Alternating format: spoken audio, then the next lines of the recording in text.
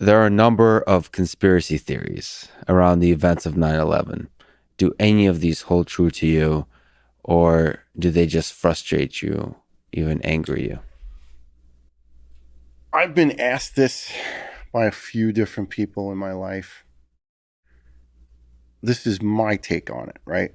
You're a man of science and a man of education. So you Allegedly. allegedly, but yes, but you're a very, very intelligent man. And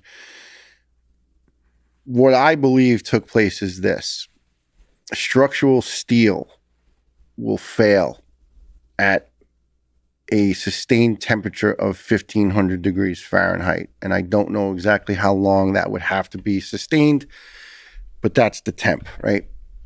Diesel fuel, kerosene based jet fuel, which was the ignition there, burns at 2200 degrees Fahrenheit. So that continued burning of that diesel, that jet fuel, but kerosene based, it's all kind of similar, exceeded the temperature needed for that steel in the structural members of the trade center to fail.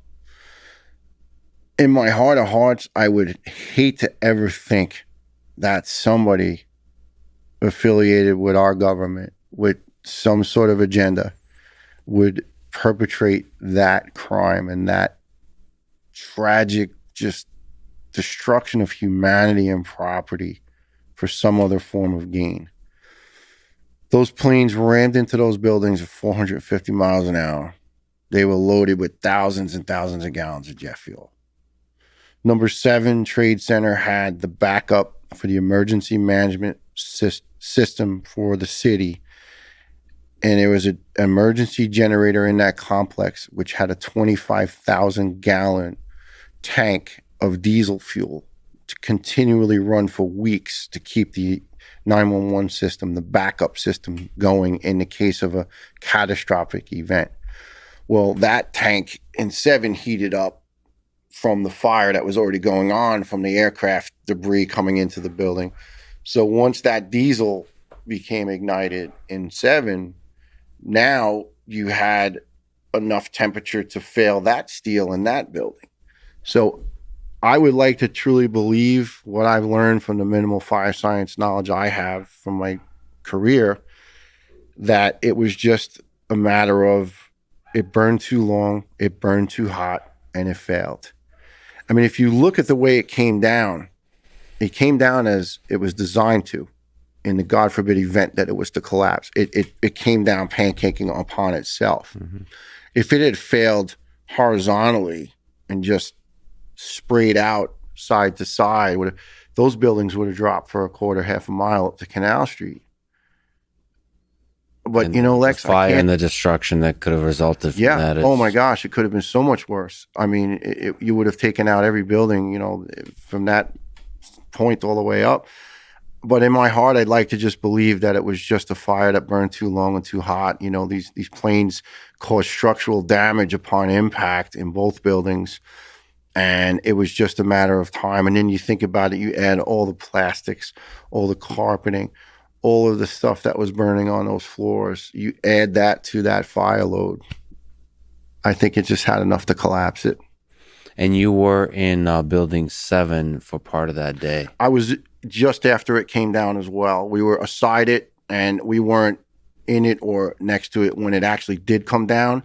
But moments after, we were there.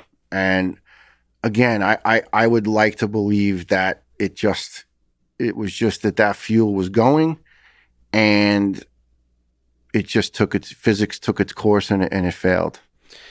So physics and science aside, it's hard.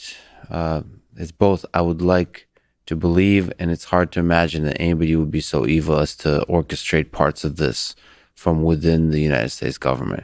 That's very difficult for me to imagine. Yeah. You know what though, Lex? There's people, and I won't elaborate. I won't get into it. Any controversial subjects or what have you. There's some people that don't have any problem at all perpetrating any level of evil. People like you and I who have hearts and we have depth of soul, we couldn't imagine it. But there's other people, wouldn't even be a second thought. I mean, I've seen some horrific incidents in my career that I go home shaking my head at night going, human beings are just, they're not wired right. You know, I mean, I look at animals. I love animals. I love dogs, especially, right? And I see this dog park when I train to fly airplanes now, and something I wanted to do. And there's a dog park across from the airport, and there's 60 dogs, and there's bones flying up in the air, and chew toys and sticks, and they're running around having the time of their life, right?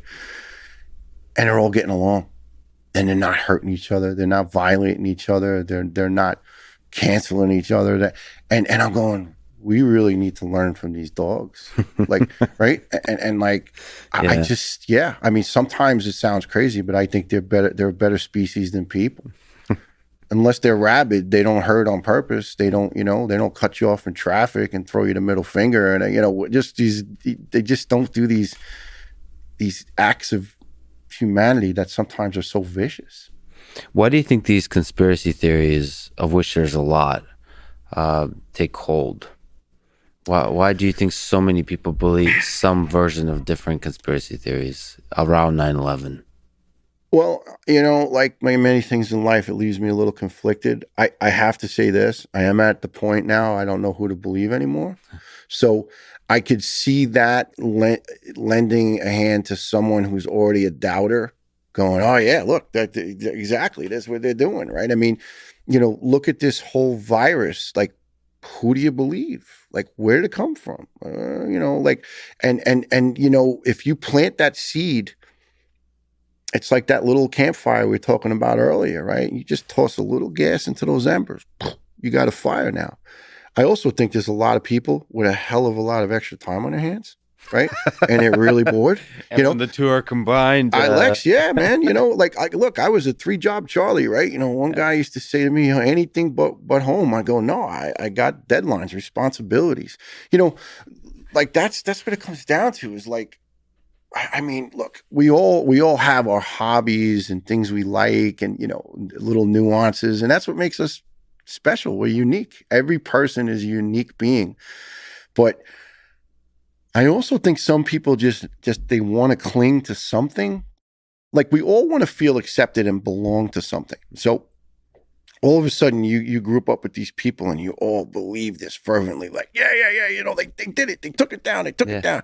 And now you start going, yeah. And I think what happens is when you're in company of people and you start telling each other the same thing often, you freaking believe it. Yeah. I mean, if you keep telling me I got a gray head of hair, I'm going to go, you know what, I do. But no, I don't. I mean, right? I got that waving bye-bye do. But like, but I think when you start hearing something often, you start believing it.